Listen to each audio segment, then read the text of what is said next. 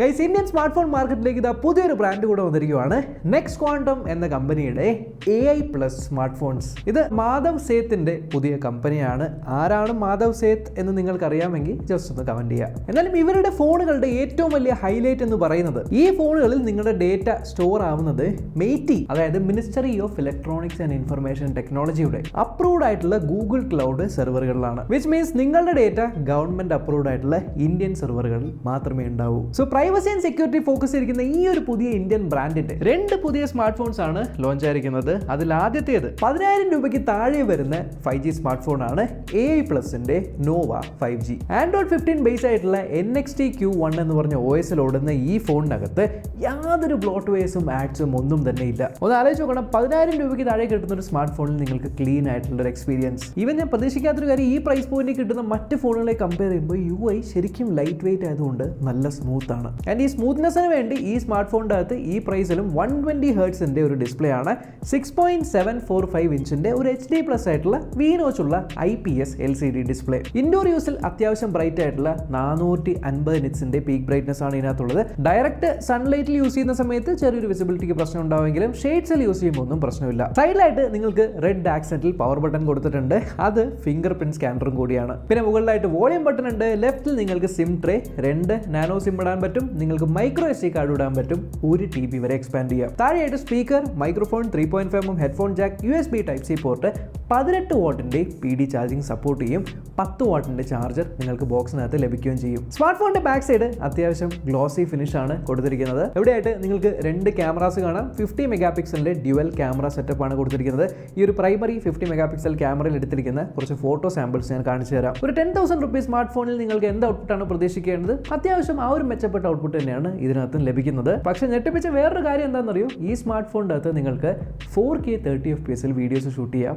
ഈ ഒരു സാമ്പിൾ പോലെ. എന്നാലും എൻ്റെ കയ്യിലുള്ളത് 6GB RAM and 128GB storage variant ആണ്. നിങ്ങൾക്ക് 8GB RAM and 128GB storage വേരിയന്റും അവൈലബിൾ ആണ്. ഏതാണ്ട് 4 ലക്ഷത്തോളം AnTuTu സ്കോർ വരുന്ന യൂണിസോക്കിന്റെ T8200 എന്ന ചിപ്സെറ്റ് ആണ് ഇതിനകത്തുള്ളത്. എന്തായാലും ഈ ഒരു UI അത്യാവശ്യം ഒപ്റ്റിമൈസ്ഡ് ആയതുകൊണ്ടായിരിക്കാം എനിക്ക് അത്രമാത്രം ലാഗ് ഗ്ലിച്ച് അങ്ങനെയൊന്നും ഫീൽ ചെയ്തില്ല. I mean for a 10,000 rupees smart phone this is അത്യാവശ്യം സ്മൂത്ത് ആണ്. ചെറുകിട ഗെയിമിംഗ് കാര്യങ്ങളൊക്കെ നിങ്ങൾക്ക് വേണമെങ്കിൽ ഇതിനകത്ത് ചെയ്യാം. എന്തായാലും ഈ സ്മാർട്ട് ഫോണിൻ്റെ അകത്ത് നിങ്ങൾക്ക് 5000 mAh ഒരു വലിയ ബാറ്ററിയാണ് നിങ്ങൾക്ക് കിട്ടുന്നത്. ആൻഡ് യെസ്, ഇതൊരു 5G ഫോണാണ്.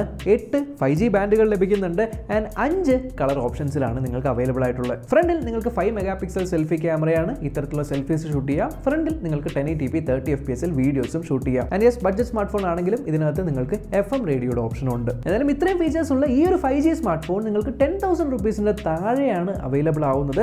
വിച്ച് ഈസ് ഗ്രേറ്റ് ബിക്കോസ് ആൾക്കാർ 5Gയിലേക്ക് മാറണം എന്നാൽ അത്ര ബഡ്ജറ്റ് സ്പെൻഡ് ചെയ്യാനില്ല എന്നുള്ളവർക്ക് റിയലി ഒരു ഗുഡ് ഓപ്ഷൻ ആണ്. ബട്ട് ആക്ച്വലി ഇന്ത്യയിൽ ഇപ്പോഴും 5G പോയിട്ട് ഒരു 4G ഫോണിലേക്ക് പോലും അപ്ഗ്രേഡ് ചെയ്യാൻ പറ്റാത്ത കുറേയധികം 2G സ്മാർട്ട് ഫോൺ യൂസേഴ്സ് ഉണ്ട്. സോ അവർക്ക് 4Gയിലേക്ക് അപ്ഗ്രേഡ് ചെയ്യാൻ പറ്റാത്തതിന്റെ പ്രധാന കാരണം അവർക്ക് ഒരു 5,000 റുപ്പീസിന് താഴെയൊന്നും നല്ല 4G ഫോൺ കിട്ടാനില്ല. സോ ഒരു 5,000 റുപ്പീസിന് താഴെ അത്യാവശ്യം നല്ല ലുക്കുള്ള ബ്ലോട്ട് വേസും ആഡ്സും ഒന്നും ഇല്ലാത്ത ആൻഡ്രോയിഡ് 15 ഓടുന്ന സ്മൂത്ത് ആയിട്ടുള്ള UI ഉള്ള അതിനെ സപ്പോർട്ട് ചെയ്യുന്ന 90 ഹെർട്സിന്റെ ഒരു HD+ ആയിട്ടുള്ള LCD ഡിസ്പ്ലേ ഉള്ള 50 മെഗാ പിക്സലിന്റെ ക്യാമറയുള്ള ഇത്തരത്തിലുള്ള ഫോട്ടോസ് എടുക്കാനായിട്ട് പറ്റും. ആൻഡ് ബാക്കിൽ 1080p 30 FPS വീഡിയോസും ഷൂട്ട് ചെയ്യാം. ഈ ആക്സെന്റിൽ കാണുന്ന പവർ ബട്ടണിൽ തന്നെ ഫിംഗർ പ്രിന്റ് സ്കാനർ ഉള്ള 5000 mAhന്റെ ബാറ്ററിയും അതേപോലെ 18 വാട്ടിന്റെ ഫാസ്റ്റ് ചാർജിംഗ് സപ്പോർട്ട് ചെയ്യുന്ന ഈ സ്മാർട്ട് ഫോൺ ആണ് AI+ന്റെ പൾസ്. ഇത് നിങ്ങൾക്ക് 4GB 64 അവൈലബിൾ ആണ്. 6GB 128 അവൈലബിൾ ആണ്. ഓൾമോസ്റ്റ് 2.5 to 3 lakhsോളം AnTuTu സ്കോർ വരുന്ന ഒരു യൂണിസോക്കിന്റെ T615 ചിപ്സെറ്റ് ഉള്ള അത്യാവശ്യം ചെറുകിട ഗെയിമിങ്ങുകളൊക്കെ ചെയ്യാൻ പറ്റുന്ന വെള്ളമൊക്കെ കൊണ്ടുകഴിഞ്ഞാലും പ്രശ്നമില്ലാത്ത IP54 റേറ്റിംഗ് ഉള്ള ഫ്രണ്ടിൽ 5 മെഗാ പിക്സലിന്റെ ക്യാമറയാണ്.